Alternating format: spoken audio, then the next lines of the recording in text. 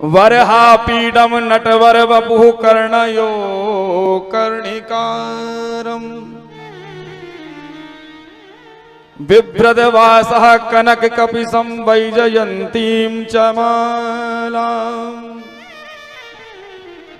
रन्ध्रां वेणुरधर सुधयः पूरयन् गोपवृन्दै वृन्दारण्यं स्वपदरमणं प्राविशद गीतकीर्ति।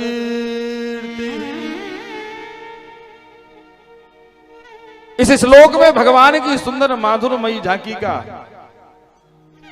भगवान की बाकी झांकी का वर्णन किया गया है। और जैसे ही इस श्लोक का गाना आरंभ किया, मोर पंख का मुकुट धारण किए हुए माधव गैया चला करके आज संध्या काल की बेला में वंशी बजाते हुए, पीतांबर फहराते हुए, वैजंती माला को फहराते हुए वृंदारण्य की पावन ब्रजस्थली में आज प्रवेश कर रहे हैं।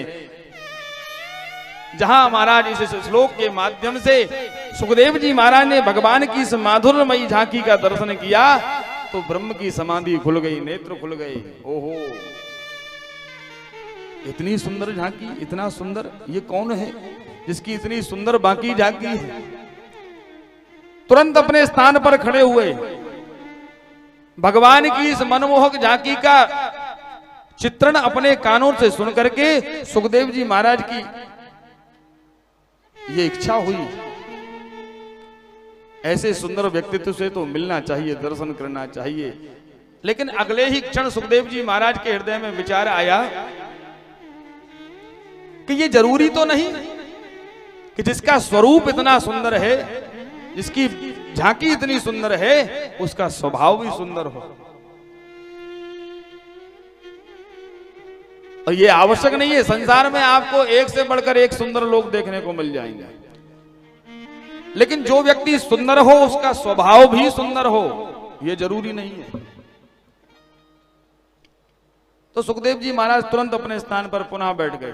पता नहीं, देखने में तो सुंदर लग रहा है, सुनने में सुंदर लग रहा है, लेकिन पता नहीं हमें अपनाएगा या ठुकराएगा।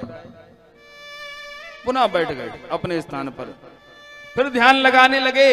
इतने में ही व्यास जी महाराज के उस शिष्य ने एक दूसरा श्लोक गाना आरंभ किया और इस श्लोक में भगवान के स्वभाव का वर्णन किया गया था। अहो वकीयम स्तन काल कूटम जिघांसया पाय यदप्यसाध्वी लेभे गतिं धात्रिचितां ततोऽन्यं कम्बा दयालुं शरणं व्रजेम। इस श्लोक में भगवान के स्वभाव का वर्णन किया गया है कि भगवान का स्वभाव कैसा है। और श्लोक के आरंभ में पहला शब्द है अहो वकीयम स्तन कालकूटम। ये जो अहो शब्द है ये आश्चर्य सूचक शब्द है। ओहो, इतना बड़ा आश्चर्य, क्या आश्चर्य है? तो आगे वर्णन आया कम्बा दयालुम। संसार में ऐसा कौन होगा, इनके समान दयालु दूसरा कौन होगा? क्या विशेषता है इनके स्वभाव में, ऐसी कौन सी विशेषता है? तो श्लोक में आगे वर्णन आता है वकीयम स्तन कालकूटम। ये जो बकी है ये बकासुर की बहन है, पूतना का एक नाम है बकी। और इस श्लोक में वर्णन आता है वकीयम स्तन कालकूटम। बकासुर की बहन पूतना जो अपने स्तनों पर कालकूट नाम का जहर लगा करके भगवान के पास आई और इच्छा क्या लेकर के आई? जिघांसया हंतुम, भगवान को मारने की इच्छा लेकर के अपने स्तनों पर कालकूट नाम का जहर लगा करके आई।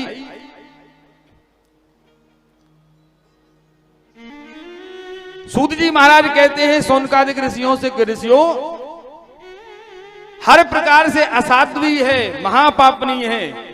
जिस पूतना का नाम अच्छा नहीं है, जिस पूतना का काम अच्छा नहीं है, जिस पूतना के अंदर एक भी गुण नहीं है, उस पापी पूतना में भी हमारे गोविंद ने एक गुण ढूंढ ही लिया। कौन सा? भगवान ने विचार किया कि भले ही पूतना मौसी में अवगुणों ही अवगुण भरे हुए हैं, लेकिन फिर भी पूतना मौसी काम तो वही करने के लिए आई हैं जो मैया यशोदा करती हैं। मैया यशोदा भी हमें अपना स्तनपान कराती हैं और पूतना मौसी भी अपना स्तनपान दुग्धपान कराने के लिए आई है। तो भगवान ने आज पूतना को वह गति प्रदान की जो मैया यशोदा को बाद में मिली। भगवान ने पूतना को पहले अपने परम पद का अधिकारी बना दिया। ये भगवान की दयालुता।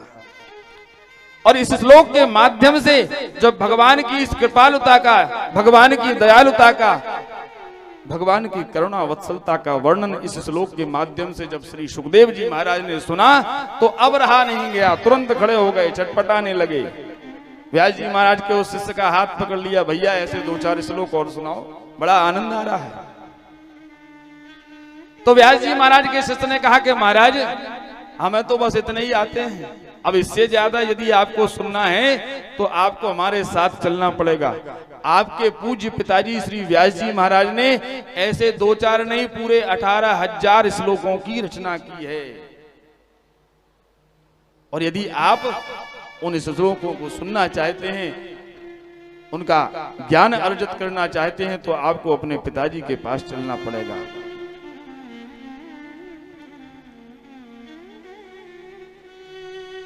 श्री सूत जी महाराज कहते हैं कि आज श्री सुखदेव जी महाराज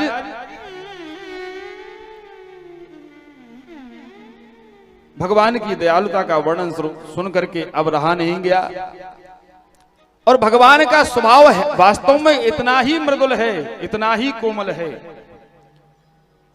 गोस्वामी जी महाराज मानस में वर्णन करते हुए कहते हैं, भगवान का स्वभाव के बारे में गोस्वामी जी महाराज वर्णन करते हैं, जन अवगुण प्रभु मान न काऊ, जन अवगुण प्रभु मान न काऊ, जन अवगुण प्रभु मान न काऊ, जन अवगुण प्रभु मान न काऊ, जन अवगुण प्रभु मान न काऊ, जन अवगुण प्रभु मान न काऊ, दीन बंधु अति मृदुल स्वभाव, दीन बंधु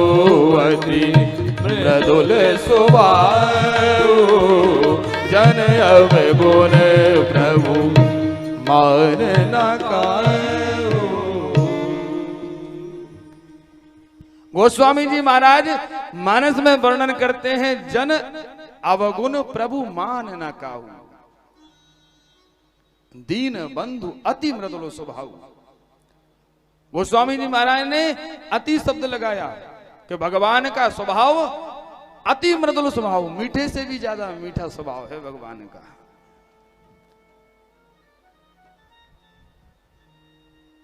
आप विचार करें, एक तरफ श्रीमद् भागवत में पूतना के ऊपर भगवान इतनी बड़ी कृपा दृष्टि करते हैं कि पूतना को मैया यशोदा के समान गति प्रदान कर देते हैं। और श्रीमद् भागवत में ही एक राजा नग की कथा आती है। ये राजा नग इतना बड़ा दानी, राजा नग कहता है कि मेरे से बड़ा महादानी संपूर्ण संसार में दूसरा कोई नहीं। यावत्या सकता भूमे यावत्या दिवितारकः, यावत्यो वर्षधाराश्च तावतीर्ददास्मदः। राजा नग कहता है कि धरती के रज कणों को गिन लो, आकाश के तारों को गिन लो, बारिश की बूंदों को गिन लो, इन सब की गणना की जा सकती है, लेकिन मैंने अपने जीवन में कितनी गायों का दान किया है उसकी कोई गणना नहीं है। और उसी राजा नग से मात्र एक छोटी सी भूल हो गई। एक बार राजा नग ने एक गाय का दान किया ब्राह्मण को, ब्राह्मण उस गाय को लेकर के अपने घर चला गया। रात्रि में वह गाय ब्राह्मण के घर के खूंटे से छूट करके पुनः राजा की गौशाला में आ गई। अब राजा तो नित्य प्रति हजारों लाखों गायों का दान किया करता था। वो गाय लौट करके आ गई। अगले दिन राजा ने उसी गाय को दूसरे ब्राह्मण को दान कर दिया। जब उस ब्राह्मण को पता लगा तो आपस में झगड़ा हुआ। आगे कथा आती है। तो उस जरा सी एक भूल के कारण नग को कुएं का गिरगिट बनना पड़ा। और दूसरी तरफ पूतना को देखें। पूतना लोक बालग्नि राक्षसी रुद्रासना, बच्चों का रक्त पीने वाली, छोटे छोटे बच्चों का हरण करने वाली राक्षस कुल में पैदा हुई। और भगवान के पास भी कौन सी भावना लेकर के आई? भगवान को मारने की इच्छा लेकर के। और उस पापी पूतना को गोविंद ने मैया यशोदा के समान गति प्रदान कर दी। ये भगवान की दयालुता कि पूतना जैसी पापनी को भी परम गति की पात्र बना देते हैं।